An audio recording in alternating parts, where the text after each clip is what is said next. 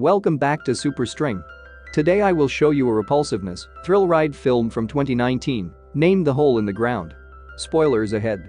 Keep an eye out and fare thee well. In Ireland, single parent Sarah and her child Chris moved to a house in the wide open to begin another life. On their way there, Sarah nearly hit somebody in the street with her vehicle. In the wake of ensuring Chris is okay, Sarah goes to mind the more bizarre, who ends up being Noreen, an old lady that continues to murmur "he's not my child." Noreen won't respond to Sarah's inquiries, yet when she pivots to gaze at Chris, she puts on a show of being exceptionally dreadful. Sarah chooses not to take a chance with it, so she simply gets her vehicle's wrecked side view mirror and drives away with her child. Raising Chris alone is difficult for Sarah, and in some cases they wind up quarreling about little things like Chris's fussy dietary patterns, yet more often than not, their relationship is strong. Sarah generally embraces Chris and lets him know he cherishes him. They additionally have their own little game, where they make goofy countenances to make each other chuckle.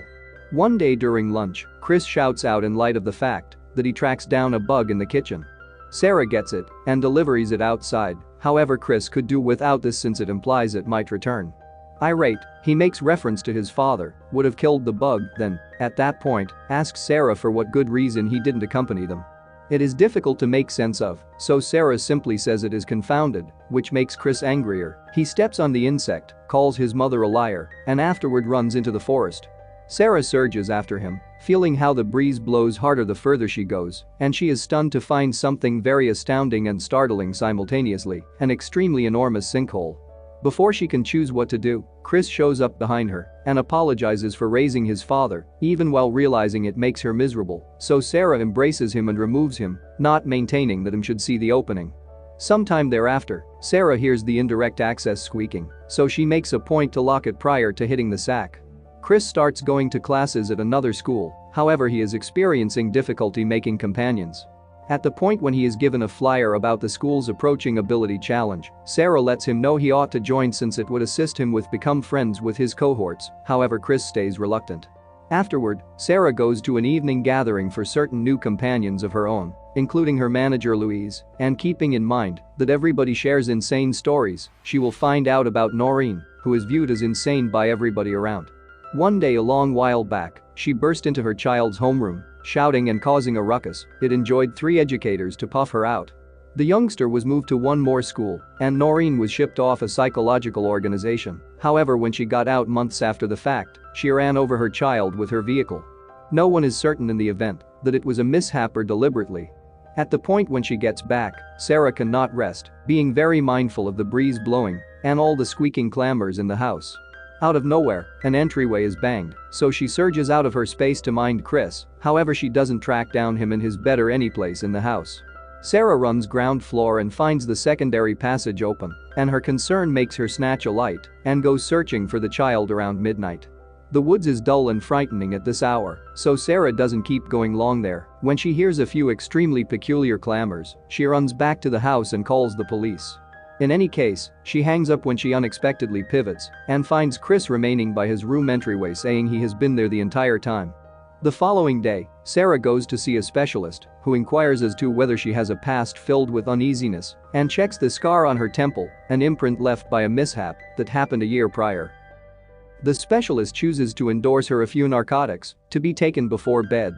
When she returns home, Sarah is frightened when Chris shows up in the kitchen a second after she called him, and this makes her all the more certain she is having uneasiness issues, so she starts taking the pill before bed. The next morning, she awakens to find Chris with a lot of blossoms he has brought from outside. In the wake of chiding him for leaving when he shouldn't, Sarah acknowledges the gift and embraces him. The following time Sarah picks Chris at school, she sees he has made a lot of companions, including a youngster that used to ridicule him. Returning, they find Noreen out and about once more, and she and Chris can't quit gazing at one another.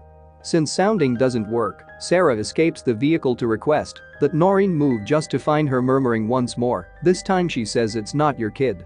They are unexpectedly intruded on by Noreen's significant other Day, who apologizes to Sarah for not watching out for his better half. Noreen exploits the interruption to stroll to the vehicle and begin raising a ruckus around town's window, saying it's not your child. She goes similar to hitting her head against the glass to attempt to break it, so Sarah burns through no time in heading out as Day snatches his significant other to prevent her from following them, in spite of the fact that Noreen struggles constantly. The next morning, while at the same time taking Chris to school, Sarah chooses to come by Noreen's home just to find her dead on the ground with her head covered in the soil. Afterward, when the police drop by her home to take declaration, Sarah sees one of the police is diverting Chris by playing arm grappling with him. Briefly, she assumes she sees Chris utilizing unnatural solidarity to win and in any event, breaking the official's wrist, yet it ends up being only her creative mind. A short time later, Sarah cleans up and sees her scar is draining for reasons unknown. The following day when Sarah returns to work, Noreen's demise is the main point to be brought by Louise.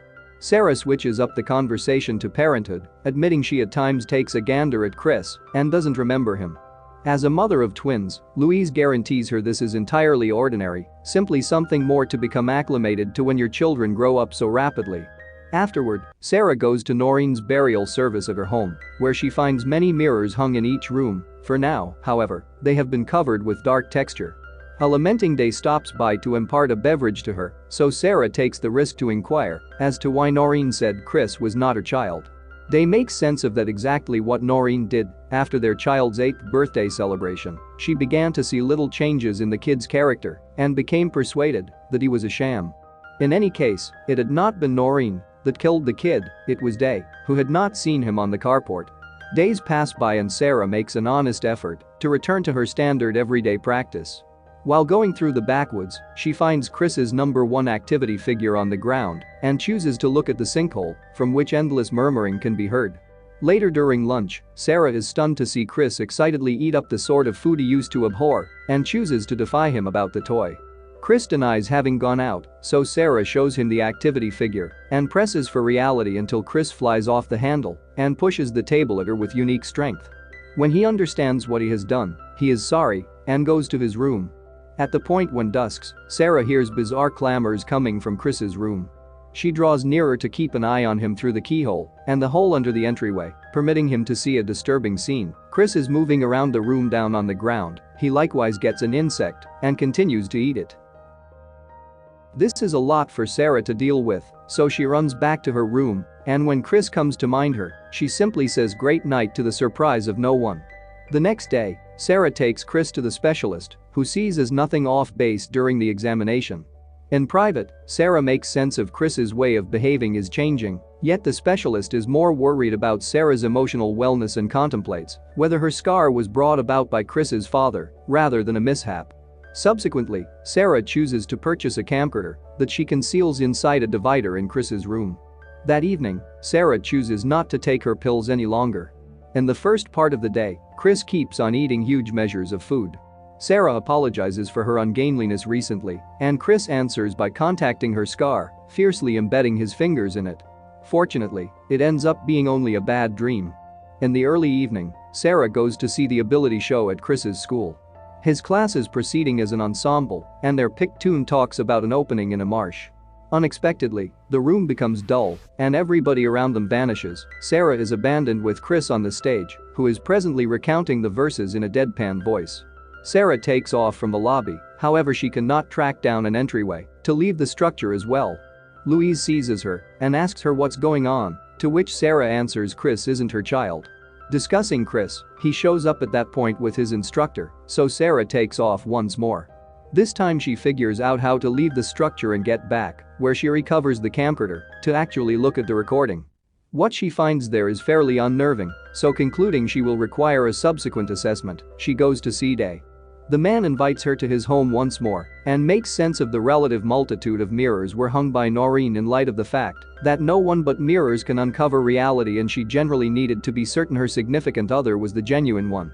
Sarah shows him the recording getting out whatever was off with Day's child is presently happening to Chris as well, however Day would rather not concede his child had an issue and tosses the camera on the floor, breaking it. Day won't concede he saw anything, however he won't call Sarah insane by the same token. Sarah gets back to safeguard the South Dakota card from the camera, and Chris is as of now here hanging tight for her. He could do without being let be, so Sarah makes sense of Shiran in light of the fact that she was not feeling great, which procures her an embrace from her child.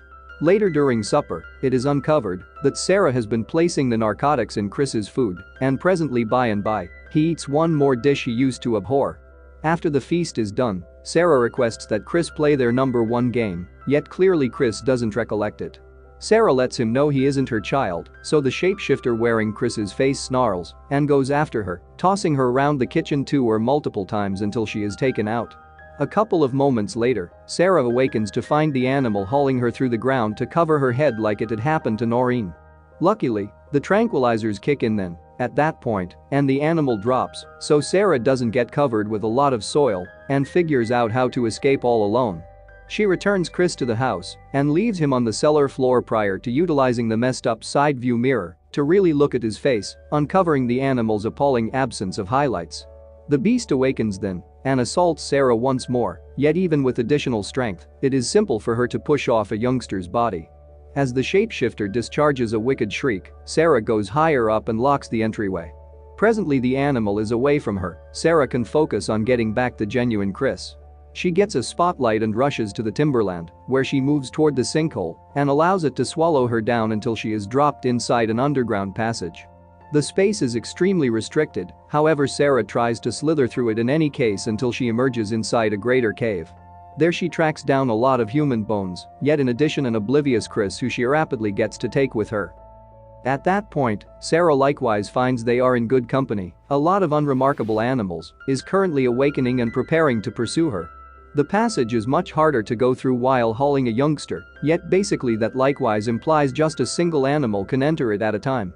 This shapeshifter figures out how to snatch Sarah's wrist, permitting it to duplicate her face, yet Sarah hits it with her electric lamp until she is liberated. When they are in the clear, Sarah keeps an eye on Chris and affirms he is as yet alive when he awakens. They rush back to their home, and Sarah moves toward the vehicle, yet the entryways are locked.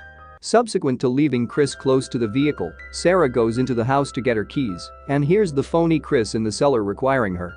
There is just something single she can do now to vehicle escape securely. She sets the house ablaze prior to leaving with his child in the. Numerous weeks after the fact, mother and child have begun a new, blissful life in the city. Sarah is continuously taking pictures of Chris to twofold actually look at his face, and their new home has many mirrors on each divider.